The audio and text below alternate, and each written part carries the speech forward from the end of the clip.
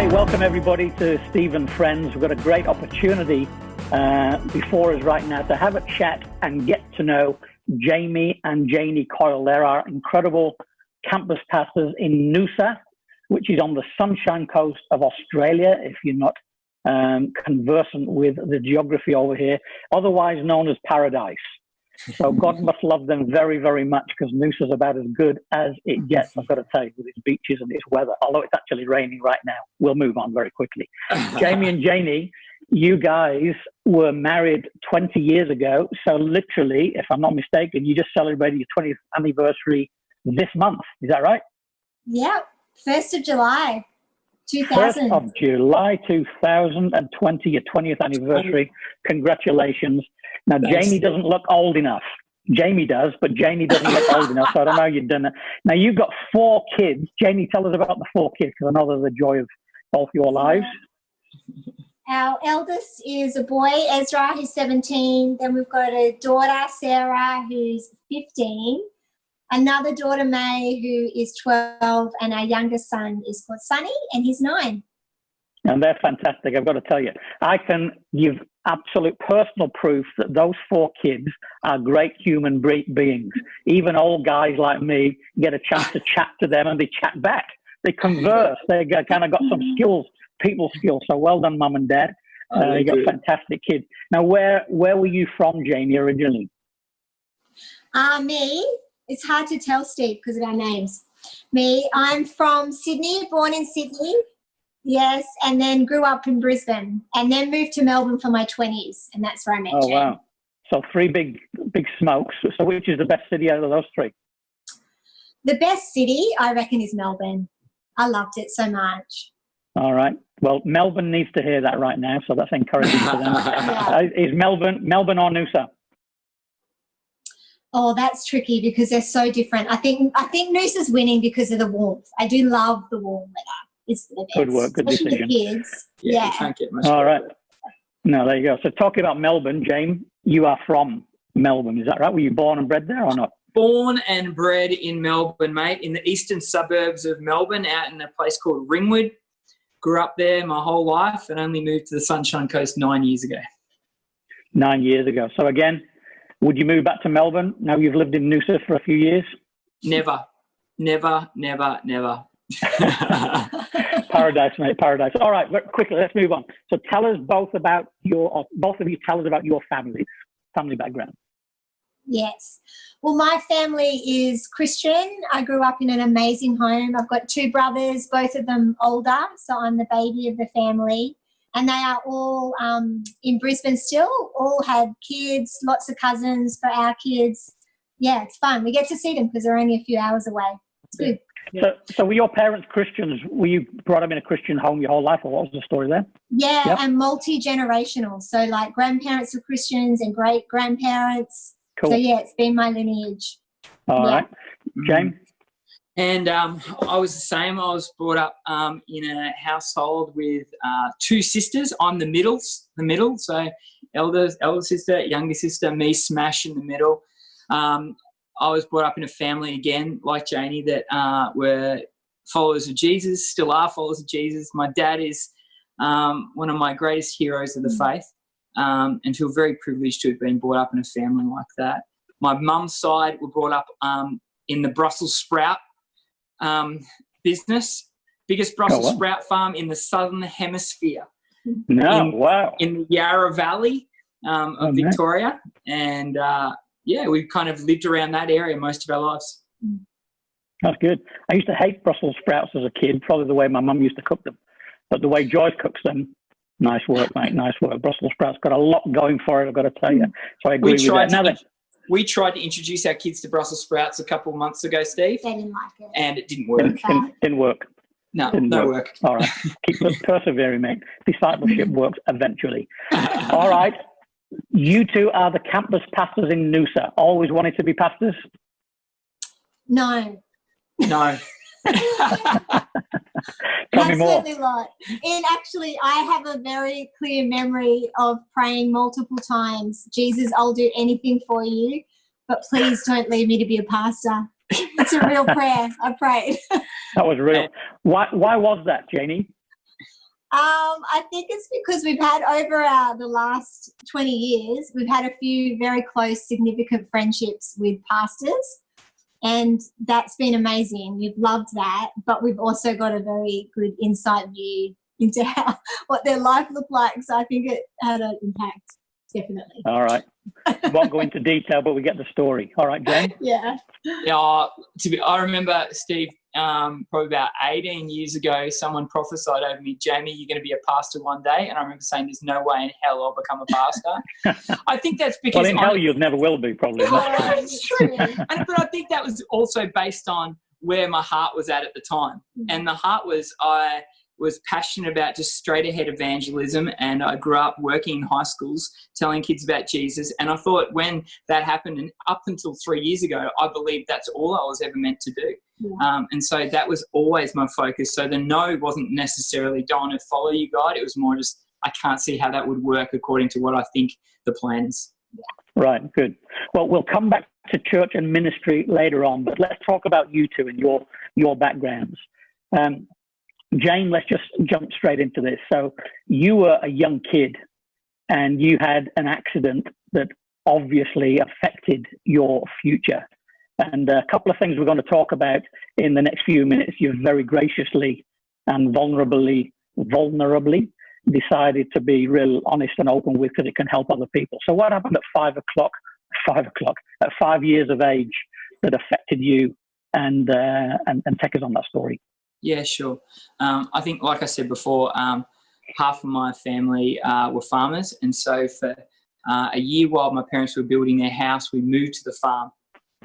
And so over that year, every weekend, my dad would go out on a ride-on lawnmower and mow the property. And every weekend, as a 5-year-old boy, delighted in being with my dad. So every weekend he would pick me up, put me on his lap, and off we would go on this drive-on lawnmower and cut the grass. One particular weekend, instead of Dad putting me on his lap, he decided to put me on the front of the mower, which I thought, as a 5-year-old, what a brilliant idea. I get to actually watch the long grass go under and see it disappear and come out short. But as Dad was mowing the lawn, he turned right and I fell left, and my left arm went completely underneath the lawnmower. So for you guys, that's kind of what the result of it was, is the blade cut right down the side of the hand and pretty much opened the whole arm up like a pancake, and took out all the bones in my arm. So I was in and out of hospital from the age of 5 to the age of 12 as they literally tried to rebuild this thing. There was a doctor that when they first brought me in, they were going to cut the arm off, and a plastic surgeon at the stage decided he wanted to try to rebuild it over the course of 7 years. And so he put his hand up and said, give me a crack at this. And so he went about trying to rebuild it. And so I was the first person that ever taken a leg bone, the tibia was taken out of my right leg and put into my arm in order to see it connected. So, yeah, my journey was this. Yeah. Well, God bless the surgeon for taking on that possibility and opportunity. Hey, now, just before talking about the effect that would have upon you in life, what about your dad? Oh, it's a great question, Steve. It's a common asked question, because I think if Dad was sitting here right now, he would say it was huge for him to have to process. Obviously, feeling ridiculous guilt, feeling shame, feeling like he was watching his son. Even now, he would get teary telling the story of it, purely because he can still see the physical effect of one simple mistake he made. But he often would talk about that he remembers God. I was in the hospital, and I was on lots of drugs, and I was seeing snakes under the bed and all sorts of different things. And he remembers he was sitting there just beating himself up, and the Holy Spirit said to him, Rob, you have a choice. You can live feeling beating yourself up, live feeling guilt, or you can believe that I can step in and make something good out of what this is going to be. And it was hugely significant for him. So his story is, I've summarized it super quick, but it was difficult for him. Yeah, absolutely. Yeah. But I have no ill regret. I don't hold a grudge over him. I don't see it as his fault. Not one little bit. I think the biggest revelation for myself is, yes, he made that decision, but it wasn't him that actually did it. Sure. Yeah, that's great. So for yourself then, that's from 5 years of age onwards, for a number of years, continually in and out, having your hand and arm kind of rebuilt and put together. What did that do to you as a kid growing up? How did that make you feel on the inside, not only physically? Yeah, great question. I hated the way I looked. I hated it. I think you grow up wanting to, in Victoria, wanting to play AFL or VFL back in my day. You want to play footy, or you want to ride a bike, or you want to do the things with your mates. And a lot of my hand prohibited me from doing a lot of that early on, and I hated the way I looked because I looked so different to everyone else. And so I guess the core battle inside my spirit was acceptance. I desperately wanted people to just love Jamie for who Jamie was, but in a high school-based space, we all know that it's a dog-eat-dog world. And so people were so quick to identify me as different, identify me as a freak, identify me as being something that was not like them, and they were very quick to point that out constantly. So I guess throughout my high school, even into my adulthood, there was this constant battle of wanting acceptance and craving it from other people. So I pursued it in every way I could. I was the kid that got kicked out of class first, just so people would pay attention to me. I was the kid that would climb up on the roof of the school building and jump off and be jackass, and just so mates would respect me. I would get in fights just so that I could try to prove myself. I was a terrible fighter. I got my ass kicked all the time. And I would then eventually I got myself into surfing and the music scene, where I just threw myself wholeheartedly into that, just desperately thinking this was going to be the place that I'd find acceptance. I think eventually I became an all right surfer, and I lost heaps of weight. I was quite chubby as a kid. All of a sudden girls started to like me, and I'm like, this is it, baby. This is where I'm getting my acceptance. And I thought that was where I was going to find it, to be honest. But every night I would lay down, I'd put my head on my pillow, and I'd still feel crap about myself because I couldn't cut this thing off. And that was kind of my journey. Was there a point, or was it a process, when you feel like you went somehow to the other side of that, searching for acceptance? I think there was a point and a process. I think I'm still processing, to be honest, Steve. I think there's always a process. But the point was I chose to live for my as much as I was brought up in a phenomenal Christian family, for a lot of my late teen period, I chose to live for myself and just pursue my own means of trying to find acceptance. And it wasn't until I was 20 years old that I was at a Christian surfers conference that I was randomly invited to, and I had a radical Holy Spirit encounter where it's only happened twice in my life where I feel like it was nearly an audible voice. It was like the Lord just spoke to me so clearly and said, Jamie, I love you for who you really are. Jamie, I know what you've gone through, but if you keep living, I'll keep letting you live the way you want to live, but that won't work out for you. Or you can trust me. And it was so impressed in me, Steve. Like it was one of those moments I couldn't deny that it happened, and it rocked me. And I go, that was the point to begin the journey. Right. Now, when people go through stuff in life, and of course there's lots of people around the globe, not only around Queensland, listening to this, there's multiple layers of what people have to face, and what you just faced is a massive thing of itself. But there was even another layer when you were 11 years of age, which you said you were happy to talk about, because again, it can help people because you've come through to the other side. But what was it at 11 years of age that kind of added even further trauma? Yeah. So when I was 11, I was sexually abused, and a couple of times by a male, only a few years older than myself. But that radically knocked me. And it's funny, Steve, when you're that age and that kind of thing happens to you, you actually don't realise how serious it is until you start to grow older. But all I knew was I felt dirty. I felt ashamed. I felt embarrassed. I had to question my own sexuality. I had to question who I was. And I guess what that did, again, like I said with my hand, all it did was compile on top of the desperation for acceptance was my identity, and just question, who am I? Yeah. Well, that's brilliant. Thank you for sharing that. At the end of this interview, by the way, if people are, needing some help because of the things that you watching and listening to this need a little bit of help, we'll lead you in the right direction to give you people and agencies as well, but pastoral care from our churches to be of help. That's awesome, mate. Thank you for that. So, Janie, you guys met. Is that right? Was it a Bible school you met? How old were you both then?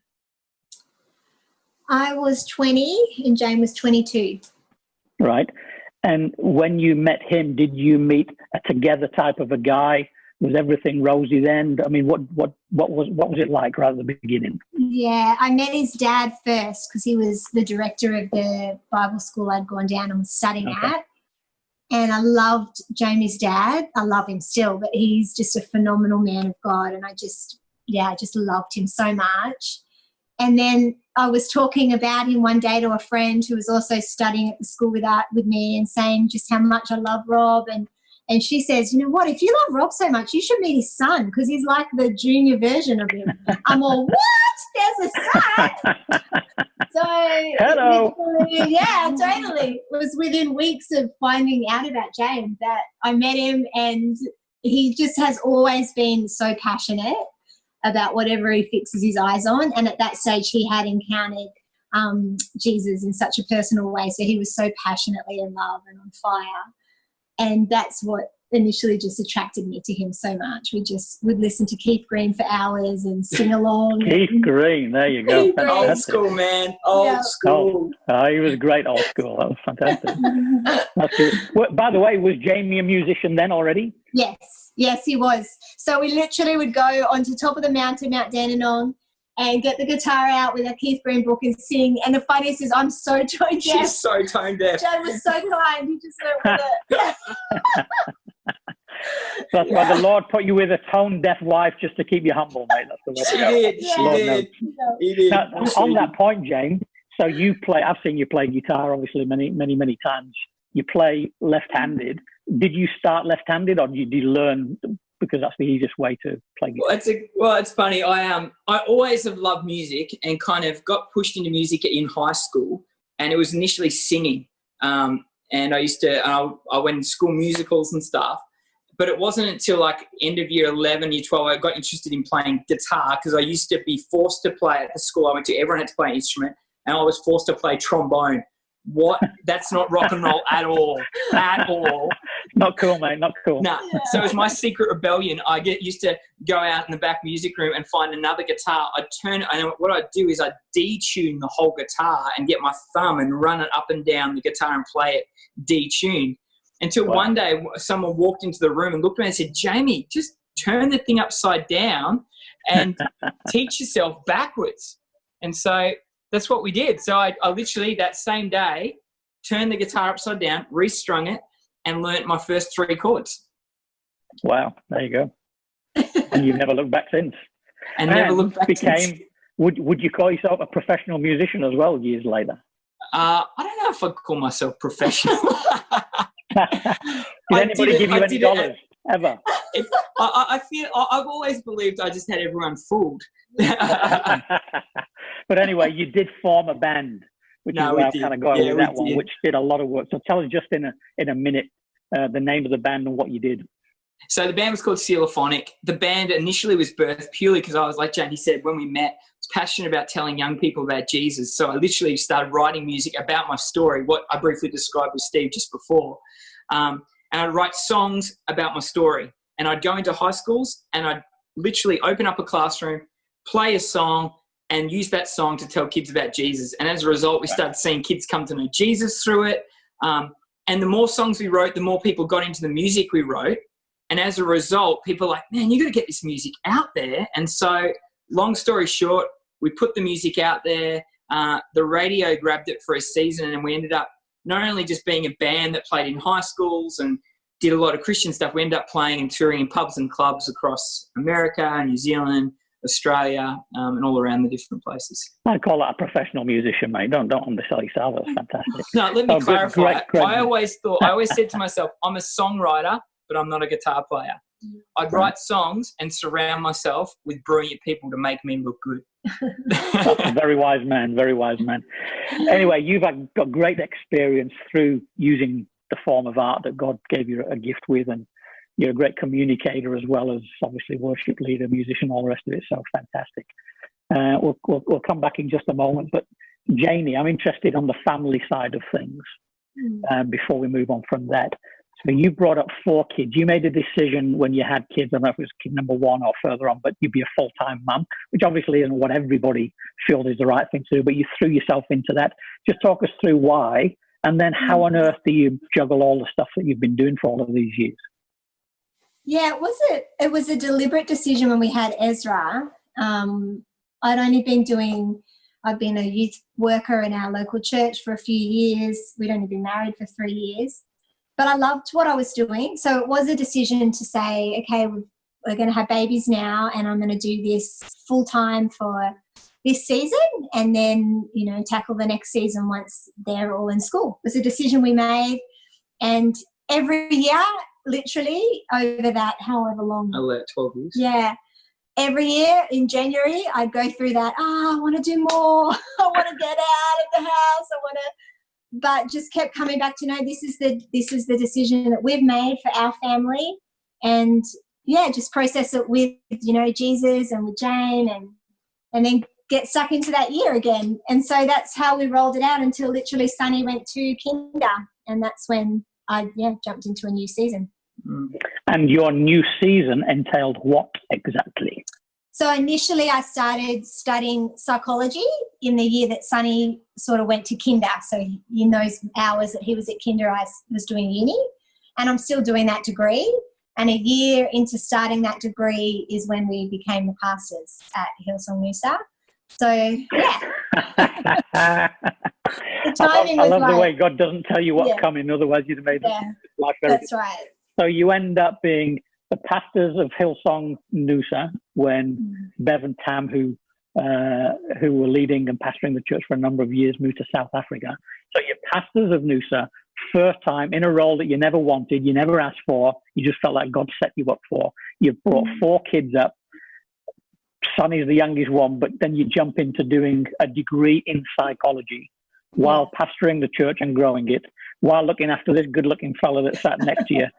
So what advice would you give to those mums out there that say, I don't know how to get through this? Yeah. I quickly learned what my capacity was, and I had to learn it for myself rather than looking at, other people, other heroes in my world that had huge capacities, rather than looking at them and going, I want to be able to do all that they're doing. I should be able to. And even looking at Jane and how he's wired and going, I should be able to do what he's doing. I should have that kind of capacity. I had to quickly stop that kind of thinking and just look at myself and how I'm wired and my personality, and also just that conviction on us that I want to raise my kids and I want to raise them well. I don't want them to be like a side project just because they're at school and there's this new season. So they were always the top, priority. So within having come into a great understanding and a self-revelation of that, I then just shaved back just that make all the different areas to make it work so I could do it well. So even with uni, that meant, I cut back to one subject so that I can still do it well. It meant time management at night and how we do our week so that the kids don't miss out. I can still do it well. And then just, delegating these hours to this, being just much more structured with my time so that I could make it a win. Well, that's great wisdom. You've got to know yourself. Has she done it well, Jane? She's done extremely well. She does well. And it's a constant, still learning. It's a constant juggle. Yeah. I feel like it's always, I love how in Scripture, Jesus gives us disciplines, or we call them the practices. And I love that because practicing is what we do. We don't have to get it right. It's a practice. And I feel like that's our journey as parenting. It's like You try one thing, it works for a season, then you adapt for another season. Yeah. And babe, you have done brilliantly. There you go. Now, as we kind of bring this to a close, pastors of Hillsong Noosa, Sunshine Coast North. You've also helped us plant Hillsong Sunshine Coast South in your spare time, of course, doing all of that.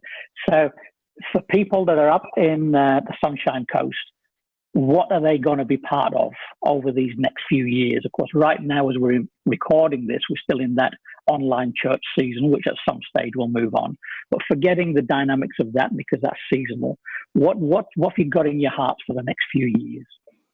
It's a great question, Steve. We always, our desire is I always say, is to reach the whole coast. I believe God wants to do a mighty work over this coast. I believe when we talk revival as our church, I believe it's actually at hand. And so I look at what we've already seen happen in the last 3 years as seeing South planted. And that's the beginning of Hillsong. Now, we're not the church, we're one church, but we're beginning to reach more of the coast. And my heart is I go, man, we've got more to take. We've got more ground to break. I want to see the surf community broken into and us have an effective ministry within the surf community. I want to see, like we have so many elderly people from the age of 50 to maybe 80 that we are yet to fully tap into. I look at how many high schools, where our church alone is, we've got 4 high schools around us. And I go, man, we've got so many young people to reach. I look at our international community because Noosa is such a transient environment. I go, man, what an opportunity, not just to equip the local, but to empower the nations. I think of the opportunity with all our primary schools. And I look at it and go, man, we are just scratching the surface, baby, of what God wants to do on our coastline. Fantastic. That's great. Listen, I want to say this to you two. I want to say thank you because you have done life well. The way that you give yourself to your family, I think, is something that we've always looked at and appreciated and valued about you. We want leaders who know how to do life well, not just how to preach or play guitar. And you've shown excellence and come through so many things. And I think the encouragement for people listening to this is when we go through the toughest of times, we can't fast forward 10 years or 20 years, only God can. But when we're going through the tough times, God can see the future and see a way ahead. We've just got to keep being faithful and keep believing. And you have done that, and you've done it in spades. So thanks for being you. Thanks for being great mums and dads. Thanks for being great pastors and leaders and the church on the Sunshine Coast, not just in the north, but are blessed to have you as their leaders. So I love you to bits. And thank you for being so honest and so vulnerable. And everybody else, thanks for listening in.